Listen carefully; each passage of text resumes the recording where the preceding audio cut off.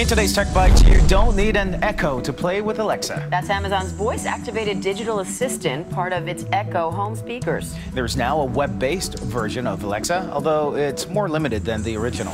The mastermind behind the Nest smart thermostat has come up with a smart GoKart that can give junior drivers a head start lesson on electric cars. The Arrow Smart Cart provides parents with a mobile app that can limit speed and distance, as well as a stop button for emergencies.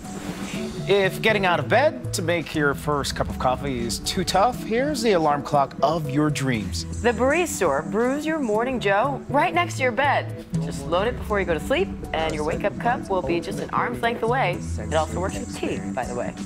And if you accidentally hit it, that's quite a wake-up call as well. Kind of a dangerous snooze button. Those are your Tech Bites. Have a great day.